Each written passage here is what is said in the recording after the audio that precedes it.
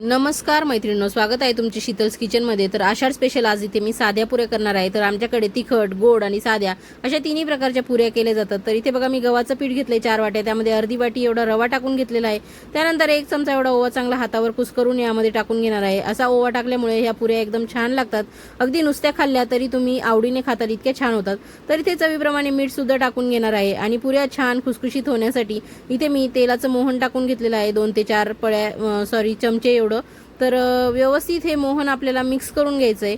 तर सुरुवातीला गरम असल्यामुळे एखाद्या चमच्याने तुम्ही ते मिक्स करून घ्या आणि चांगलं हाताला सोसण्यासारखं टेम्परेचर झालं तेलाचं की मग हे सर्व हाताने पूर्ण मोहन पिठाला चांगलं शेवटपर्यंत चोळून घ्यायचं आहे। प्रत्येक कणाला चांगलं हे ते मोहन चोळल्या गेलं पाहिजे, अशा पद्धतीने हे पीठ चोळून घ्यायचं आहे आणि छान असं पिठाचा मुटका वळून घ्यायचा आहे। मुटका वळला की मोहन योग्य प्रमाणात पडले असं समजायचं आणि ते बघा थोडं थोडं पाणी टाकून इथे आपण घट्ट गोळा भिजवणार आहोत गव्हाच्या पिठाचा, कारण इथे आपल्याला पुऱ्या लाटायच्यात, पोळ्या नाही। तर पुऱ्यांना पीठ नेहमी घट्ट असावं, त्याने पुऱ्या चांगल्या होतात।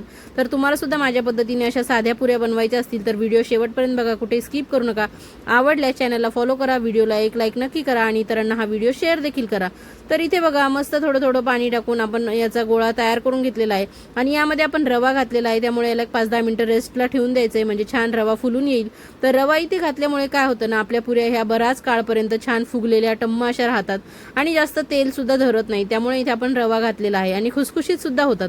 तर भिजवलेल्या पिठापैकी एक गोळा आपण काढून घ्यायचा आहे आणि आपल्याला याची मस्त मोठी अशी पोळी लाटून घ्यायची आहे। तर तुम्ही छोटे छोटे गोळे करून छोट्या छोट्या पुऱ्या सुद्धा लाटून घेऊ शकतात, पण जास्त प्रमाणात करायचे असेल आणि तुम्ही एकटेच असाल करायला तर अशा पद्धतीने सोपं पडतं, त्यामुळे मी ह्या पद्धतीने बनवलेलं आहे। तर पीठ टाकून घेतलेलं आहे आणि या गोळ्याची मस्त मोठी अशी पोळी लाटून घेणार आहोत।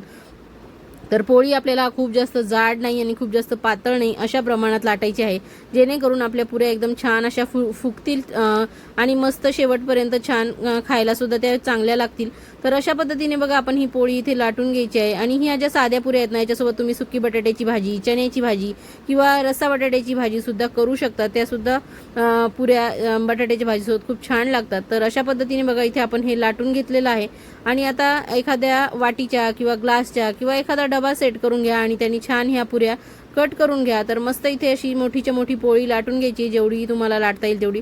आणि बघा इथे मी एक डबा घेतला आहे आणि त्या डब्याच्या साह्याने याला कट करून घेतलेला आहे।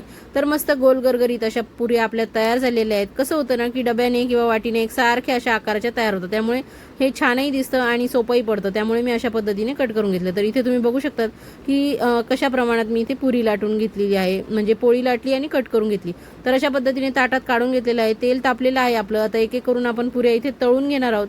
तर इथे बघा हाय फ्लेमवरच आपल्याला ही पुरी तेलामध्ये सोडायची आहे, जेणेकरून ती छान एका साईडनी चांगली खालून सेट झाली पाहिजे, तेव्हाच आपल्याला पलटी करायची आहे। आणि पुरी खूप जास्त सारखी खालीवर करायची नाही आहे, खालून चांगली एका साईडनी तळून झाली की दुसऱ्या बाजूला पलटायची, दुसरीकडनं तळून झाली की मगच ही पुन्हा पलटून घ्यायची। तर अशा पद्धतीने छान सोनेरी रंगावर ह्या साध्या पुऱ्या तळून घ्यायच्या। अगदी नुसत्या खायला सुद्धा एकदम भारी लागतात, इतक्या छान याच्यामध्ये तिखट आणि मीठ आणि ओव्याचं प्रमाण पडल्यामुळे एकदम मस्त लागते। तर आमच्याकडे तर या साध्या पुऱ्या आणि तिखट पुऱ्या खूप जास्त प्रमाणात आवडतात, त्यामुळे बघा इथे तेवढ्या पिठाच्या माझ्या एवढ्या साध्या पुऱ्या तयार करून झाल्या आणि बघा अशा टम्म फुगलेल्या बराच वेळ राहतात रव्यामुळं।